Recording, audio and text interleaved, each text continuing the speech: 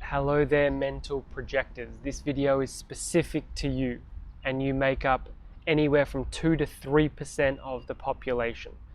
So you're very unique and your role is very specialized. Now in this video I'm going to be going into how to utilize your gifts and how to tap in more to your authority, which is actually an outer authority, not an inner authority, which is what most people have. That's why I've come to the park, because I wanted to be in nature. Because you as a mental projector, your energetic field fully opens and you almost become your environment. So in this video, I'm going to be going into more detail as to what that may look like and how you can start to unlock and awaken to your success as a mental projector. Welcome, mental projectors. If you're a mental projector, this section is for you. And in this section, I'm going to be going into what is a mental projector, who are you and what you're about, what is this authority.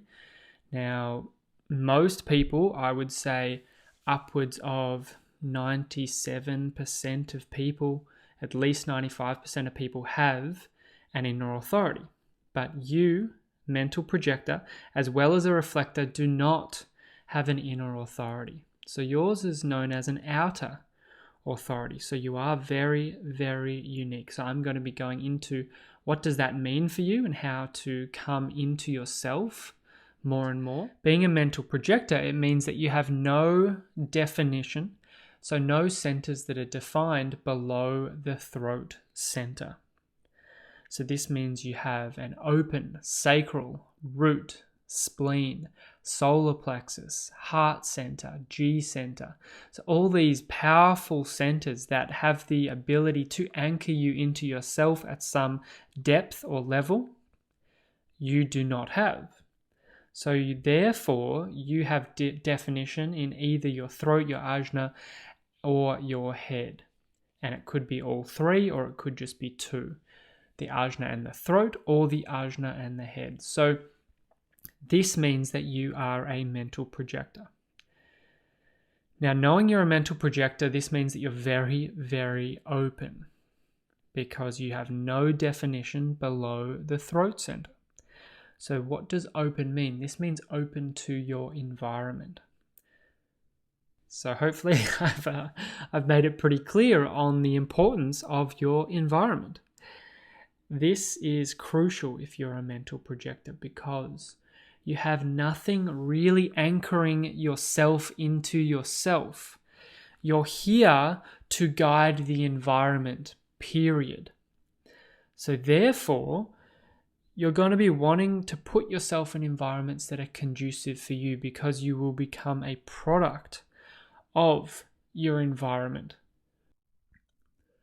You can even start to view yourself as the environment. Now, this might be a little bit of a strange concept, but rather than seeing yourself as only within your skin, if you're a mental projector, it would do you benefit if you can see yourself as, okay, yes, I've got my body, I've got my skin, I've got things going on here, but my aura extends beyond my body. My aura permeates my environment massively. So whatever room you're in, for example, can you view yourself like, wow, this is me. This room is me. I am fully embracing and absorbing this whole space. Or if you're with a group of people, wow, I'm really absorbing all these people. So if these people are me, then do I want to be around these people and literally taking them in as myself? This is a question that you'll need to ask yourself. Your job, you go into an office, for example, and you sit down and you look around. Wow, this office is me. Do you want to be in that office? Do you want to absorb that office into yourself? Because if you're going into the office, there's really no way of not absorbing that into yourself. If you're in a relationship and you're with someone, Do you want to be absorbing this person into yourself or not? These are questions that you're going to want to ask yourself, that you're going to want to gain clarity on within yourself. You're going to be wanting to put yourself in the correct environment, period. Ask yourself, how do I feel in this environment? Maybe go to your bedroom right now if you're at home. Walk into the room as if you are the room. Is there mess? Is there things within the room that don't make you feel good? Well, I'd look at sorting your room out, because that is you. When you walk into that room becomes you. You become that room. Feng Shui, if you don't know about Feng Shui, it's extremely important. This is how the energy moves through the environment. Because you're so open, you're taking in all the energy from your environment. To know how energy moves through environments would be very, very beneficial for you as a mental projector. Start to discover how environments impact you. Walk into your kitchen. Does this kitchen make me feel good? Do I feel good in this space? I feel okay. Okay, well, how would I improve the way I feel? Well, it would be a lot cleaner. Okay, let me tidy up. I'd have a better set of cutlery. When I pick this up, I don't really, your cutlery becomes yourself when you're in that environment. Okay, I'm going to go out and get new knives and forks, for example. How's the artwork in the space? You become all of this when you step into these environments. So as I've already said, start to view yourself inclusive of your environment. Include the environment in yourself and see how that transforms your life. And you're here to guide others. This is why you're so open to your environment, so you can be very wise about how to support and guide others. You can use your mind when invited and recognized to guide others. You are not here to use your mind to guide yourself or work out what is your purpose or work out these things. No, all you need to do is put yourself in the right environments and trust. Continually ask yourself, is this environment correct for me? Is this environment correct for me? And how do you know if it's correct for you? Tune into how you feel within your environment. It's not about thinking, is this environment correct for me? It's about feeling, is this environment correct for me? Once you start placing yourself in the correct environment, once you start to tune into how you feel in each environment and enhancing the environments that you're spending time in, the next thing is to open up your voice. Open up your vocal cords. Open up the channel that your voice has to speak its truth, to share your vulnerabilities, to share authenticity. And this can take some time, because if you've got fear around, if I say that, I'm going to get rejected. If I say that, I'm not going to be heard.